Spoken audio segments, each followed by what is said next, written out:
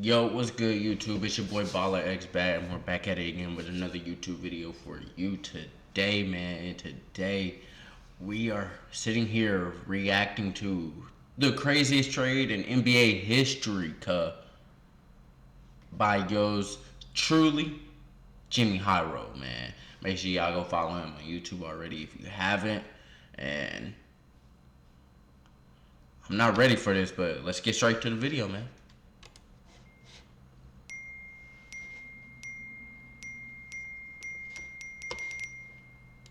There aren't many things that can stop the entire NBA world in its tracks at 10 p.m. on a Saturday night. I can't tell what's real and fake anymore on these apps. The multiverse is real. Yeah.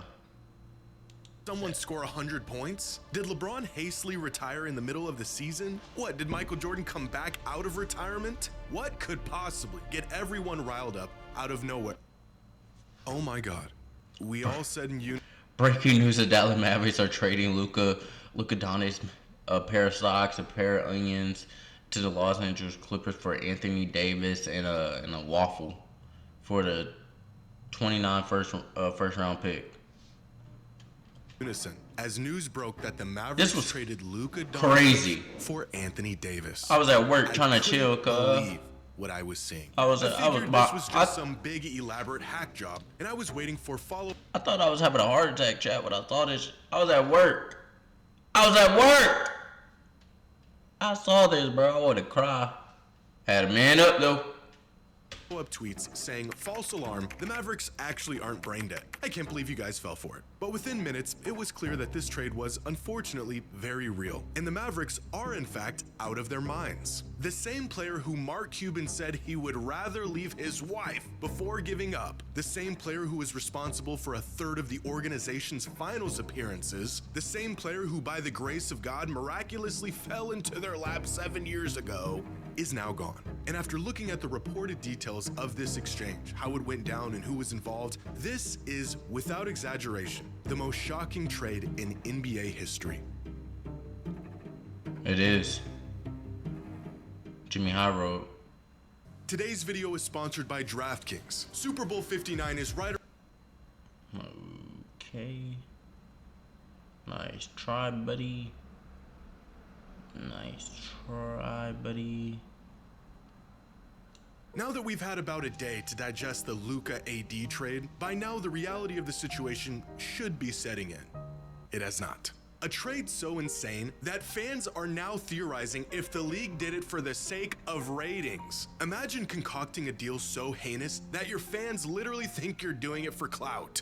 That is how crazy this trade is. And there's about a dozen reasons why this is legitimately the most shocking deal we have ever seen. First, according to multiple sources, none of the players even knew this trade was happening. Not Luka, not Anthony Davis, not even the Lakers G. Okay, I ain't gonna lie, chat. I read something earlier today. Sorry for the spoiler. I read something earlier today that, hold on.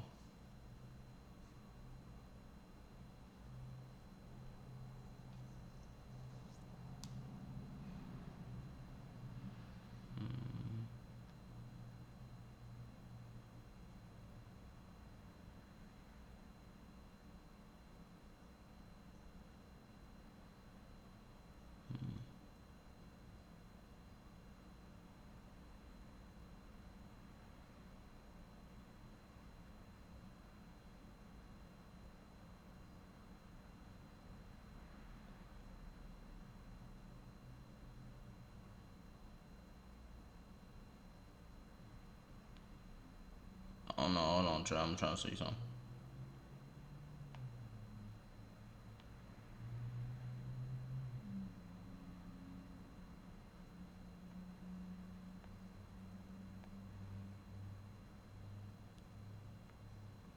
My bad.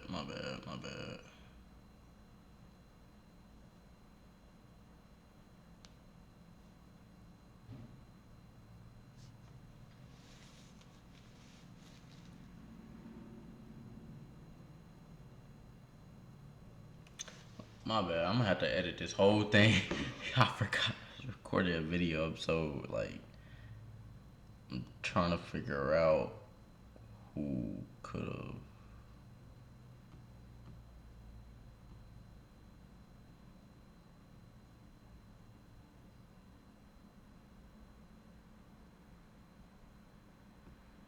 Have no clue. Let's get straight to And it. LeBron James. As some sources put it, this deal materialized in the shadows. I don't know if I said it, but I was basically trying to say that I read LeBron. They called AD first. They called AD's agent, and then they called LeBron. I don't know if that's true or not, but that's what I read. Shadows? What is this? The Illuminati? What do you mean in the shadows? And turns out this was the cleanest way this deal could have gone down. Because the next component that makes this truly the craziest trade to ever happen, Luka never requested a trade. He's been in Dallas his entire career, and outside of a few rumors, nothing suggested he wouldn't be a lifer in that organization. There wasn't any buildup, there wasn't any reports of a He wasn't gonna Luka leave. making demands. It just happened out of the blue, which is reason He wasn't going to leave. This guy right here was not going to leave. This guy right here had a home. This guy right here had a goal in his home. It's not as rare for you to come across a player that, for one, you brought out of a whole nother country to play for y'all and made that home for him, that he considers it home. And not only is it his home, he has a goal for his new home that he wants to bring that chip back, bro. Y'all kicked him to the curb, bro. I don't think I could ever support Dallas unless y'all get him back. I don't think I'll be supporting y'all for a while, man. No matter who is up on y'all team. Number 3, the Mavs just traded away a top 3 asset in the NBA without even shopping him. No bidding wars, no Bro, L.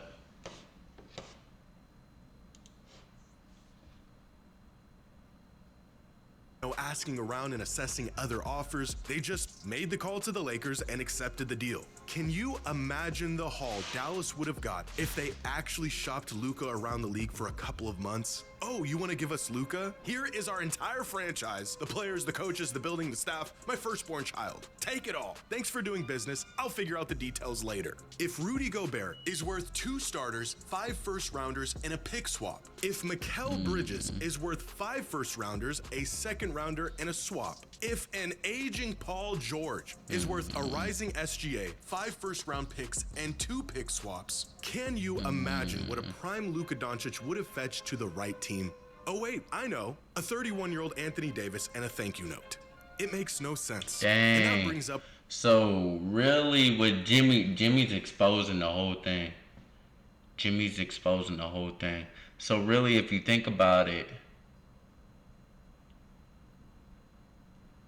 not only was Luka on their team and they were paying Luka hella money, they gave him away basically for free. All these things. You can, okay. Reason number 4. The Mavericks were just in the finals last year. We've seen players sign with other teams after a finals run. We've seen players demand trades after a great season. But we have never seen a team willingly cough up a megastar after being just 3 games away from winning a championship. It's unthinkable, because reason number 5, it's Luka freaking Doncic. You do not trade Luka Doncic. Oh God, you rank don't. Players in the NBA on their trade value, starting with the players who are the most untouchable, non-negotiable, hang up the phone, and down from there, Luka is probably 3rd or 4th on that list. The only 2 players definitively ahead of him are Wemby and Jokic. Now just try to wrap your head around the deal a team would have to offer in exchange for Nikola Jokic, or what the Bucks would get in return for Giannis. Here's a hint, there isn't one, because they would never trade them away. The deal doesn't exist. Tim McMahon of ESPN reported that Dallas had two major concerns in regards of Luka's future with the franchise. The first one being his massive $345 million 5-year extension, which he would have been eligible for this summer. Yeah, oh God, that's another thing too. Conditioning. In other words, the man was out of shape. So let me get this straight. The Dallas Mavericks just traded away the best player of a generation, the future of their franchise, and the man that just got them to the finals on one leg because he put on a few pounds. For fuck's sake, Zion Williamson ate his way into load management, and he has spent the last 6 seasons in and out of rehab, and the Pelicans are still sticking by him. Now, Zion didn't deserve that stray. Seems like a nice guy. I wish him the best. But you get the point. We are now over a decade into the process, and the Sixers have yet to move on from Embiid. It's one thing for a franchise player to want out, to sign with another team if they aren't happy and the opportunity presents itself. But for a franchise to pull the trigger and get rid of a megastar in his prime because of constant conditioning issues is criminal. There's really no precedent or great comparison for a trade like this, because you're not supposed to trade him. Trade a superstar, there was context behind those trades that at least made it seem justifiable. Either the star was exiting their prime and the team was trying to salvage some value before they inevitably left, or despite how good the star was, the team wasn't finding much postseason success and wanted to go in a different direction. Or the star was bound to leave anyways, made it known, and the team had no leverage, so they were essentially forced into the trade. This deal between the Mavs and the Lakers has none of those elements involved. Luka didn't request a trade, he's 25 years old in his prime, and the Mavericks championship window just opened up. Now, as a Blazers fan, I am watch him not be able to touch the finals ever again. On a true franchise player, painfully aware. In our team's entire 55-year existence, we've had 3. The first one got hurt, the second one was incredible, the potential third one got hurt, and the actual third one was also incredible. That's about one superstar every 20 years. What does the lackluster history of my team have to do with this trade? Well, because the Mavericks should know a thing or two about keeping their hands on a generational talent. Oof, stuck paying for that old Oh phone? God. Don't be. Dirk took that nigga under his wing and you gave him up for a bag of Pringles? They've only had 2 of them. Dirk Nowitzki and Luka Doncic. The first one spent his entire 21-year career in Dallas, facing ups and downs and winning arguably the heaviest and most challenging championship of our lifetime. And the second one, they traded away for AD in a box of scraps after just 6.5 seasons of a promising career. And as every fan of a non-major market team knows all too well, generational talents only come along once in a generation. The Mavericks aren't some hotspot for superstar talent. They don't get real chances to win it all often. Just 3 trips to the finals in 45 years. One of those trips at the hands of the guy who they just sent packing. They cannot afford to roll the dice and hope for greener pastures like some other teams can. You are not the Lakers. You get a player like Luka and you lock that man in and throw away the key. What are we doing? Oh it could God. be 20 years before a player of Luka's caliber puts on a Mavericks jersey. And the team traded him away because he was mildly out of shape. It makes me sick. This is coming from a desperate man who's got 18 years left before I see another Dame. Which brings us to their second concern. Again, according to sources, the Mavericks were not keen on giving Luka an extension that would have made him the highest paid player in the league. But if the third best player in the world, who gets better in the playoffs, is a perennial MVP candidate who's hitting his prime, isn't worth paying, then who the hell is? Dallas said that this was a win-now trade, an oxymoron of a statement considering who they just traded and where he just got them last season, but superstars win championships. Superstars also cost a lot of money. And if you're not willing to empty your pockets, how committed are you to actually winning? In what world has being cheap ever won a team a title? It just seems completely counterintuitive to what they're trying to accomplish. Now, the implications of this trade for the Lakers are just as drastic, but for entirely different reasons. For starters, this will be the first time in LeBron's entire career, youth, high school, NBA, a lifetime of basketball, where he won't be the best player on his team, which is already a huge adjustment for him and the team as a whole, but specifically because Luka and LeBron essentially do the same exact thing. oversized on-ball floor generals with elite scoring abilities. In fact, they not only have the same skill set, they take on the exact same roles on the court. LeBron has always initiated the offense, even if it meant relegating point guards to other positions. And this usually worked in the past because no one did what LeBron could do nearly as good as he could do it. But now there's a guy who can do what LeBron can do, only better. So that means unless Luka and the Lakers are okay with him getting neutralized, LeBron will have to truly play off ball and within the flow of the offense for the first time in about 2 decades. Two Damn. LeBrons on one team. Sounds great in theory, probably a bit redundant. Which leads me to believe the Lakers are actually playing a longer game with this trade. Sources report that the Mavericks are the ones that approached LA with this trade. And despite the Lakers playing fairly well as of late, I think they knew their chances of winning another title with the LeBron-AD duo was getting slim. So with the option of trading away key pieces and tripling down on a 40-year-old LeBron to carry them to the promised land, or trade for a megastar that just showed up on their doorstep 5 I think minutes ago, probably because they couldn't LeBron's not book gonna be in the AD's flight picture towels quick soon. enough. Which makes me think this move was the first step into the post-LeBron era in Los Angeles. As we all know, LeBron will more than likely retire within a season or two, and the Lakers needed a new face for their franchise. And they just got it. Inexplicably, miraculously, in the most Lakers way imaginable. I always wondered what LeBron's final years would look like, how he would go out, who would be around him, but never in my wildest dreams did I imagine it would be playing second fiddle to Luka Doncic in a Lakers jersey. All in all, it seems like the Mavericks won this trade, if you zoom way in and look at this in an 18-month window. But zoom out, and the Lakers are looking around asking themselves how they just pulled off a bank heist. With AD, the Mavericks lineup looks good, possibly a winning formula. But the Lakers got Luka Doncic, and in 20 years, fans will look back and wonder how one of the greatest players of all time in his prime was traded away on a random Saturday night. I wonder how is Luka doing behind all of this, chat. Like, I wonder how is Luka, like, has anybody even thought to check up on Luka? Like, how does he feel behind all this, like, mentally? Like, you gotta think about it, cause you were known as one of the best players in the league. You were known as the best player on your team, one of the best players that ever played for your team.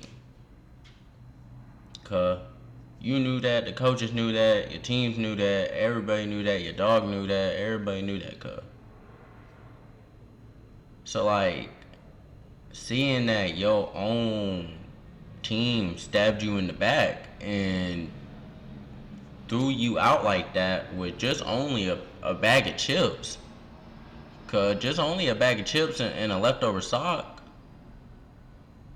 Like, if that was me, chat, I ain't gonna lie, that shit right there would probably have me like, damn, like, I did everything I could. I gave my all to the team. I played extremely well. How was I not good enough? You know, like, those are the type of thoughts somebody could be having. You know, you never know. So, I mean, you just always gotta look after your people. But I hope y'all enjoyed the video, man. As always, we'll catch y'all next one. Baller Nation, we are out, man.